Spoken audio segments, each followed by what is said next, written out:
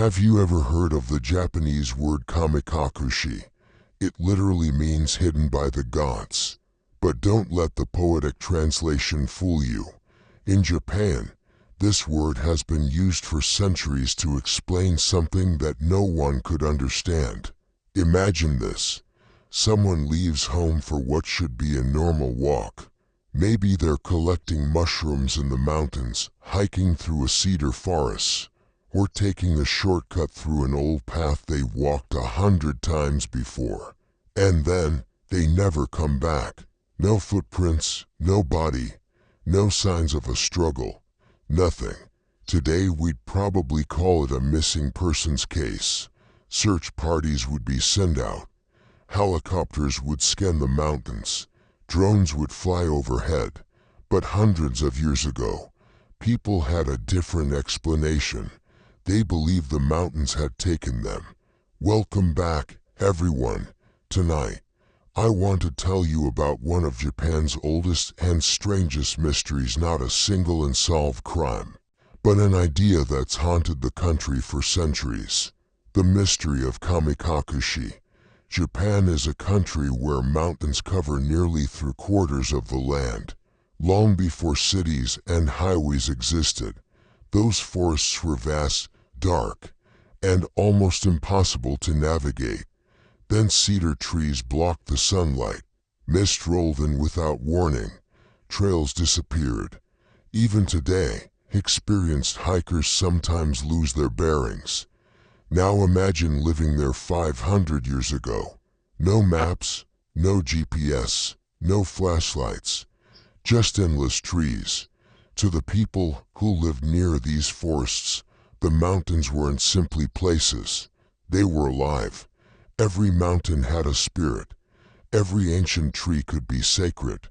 Cross the wrong path, disrespect the wrong shrine, or wander too deep, and something might notice you. When someone vanished without a trace, villagers didn't always believe they had simply gotten lost. Instead, they whispered a single word, Kamikakushi. The gods had hidden them. One of the strangest parts of these stories is that not everyone stayed missing. Sometimes, they came back. A child disappears while playing near a forest. The family searches for hours, then days. Eventually, everyone gives up hope, and then, the child casually walks back into the village as if nothing happened. When asked where they'd been, their answers were unsettling. Some claimed they had only been gone for a few minutes. Others remembered following a beautiful woman. Some said they heard music deep in the woods. Others couldn't remember anything at all. Meanwhile, days or even weeks had passed in the real world. It's almost like the stories described slipping into another reality before returning. Sound familiar? If you've watched Japanese animation, you've probably already encountered this idea. The acclaimed film Spirited Away is built around the concept of Kamikakushi. A young girl enters a supernatural world after wandering into what appears to be an abandoned place. While the film is fictional, the idea behind it comes directly from centuries of Japanese folklore. Of course, there's a much more rational explanation. People get lost. Forests are dangerous. Exposure, dehydration, injuries, and panic can cause people to wander in circles. Psychologists even know that humans naturally struggle to walk in a straight line without visual reference points. So why did these stories become so widespread?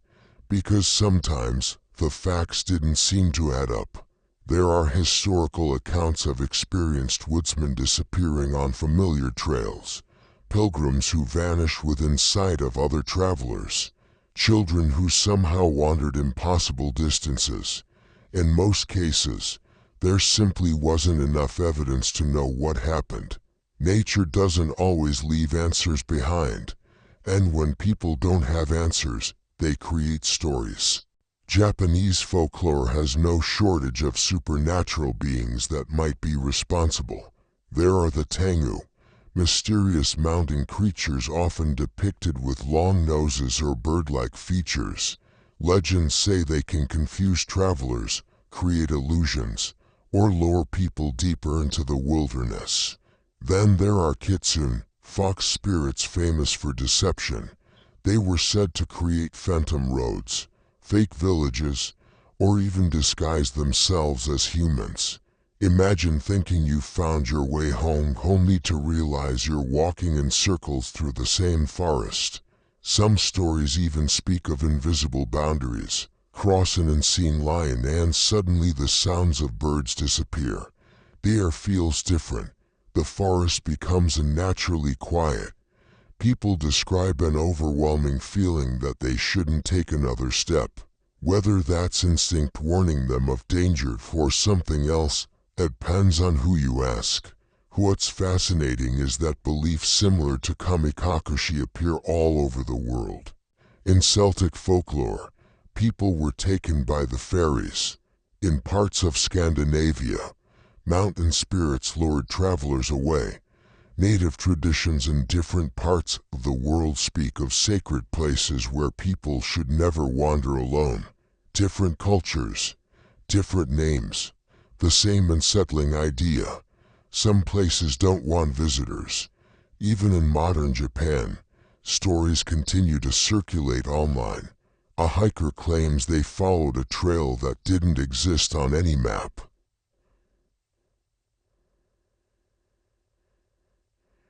Someone stumbles across what appears to be an abandoned village, only to never find it again. Drivers report seeing lonely roads that seem to lead somewhere impossible. Most of these stories are impossible to verify. Some are probably urban legends. Some are almost certainly works of fiction. But that's part of what makes them so compelling. No one can prove them. And no one can completely disprove them either. Here's what I find most unsettling about Kamikakushi. It doesn't rely on monsters jumping out of the shadows. There's no ghost chasing you, no cursed videotape, no haunted doll. Instead, it asks a much simpler question. What if one day you took a path you've walked your entire life, and it simply didn't lead home anymore? No dramatic ending, no explanation, just silence. Maybe you'd eventually find your way back. Maybe you'd lose a few hours, maybe a few days, or maybe the mountain would decide to keep you. And if that happened, would anyone ever know the difference between getting lost and being spirited away?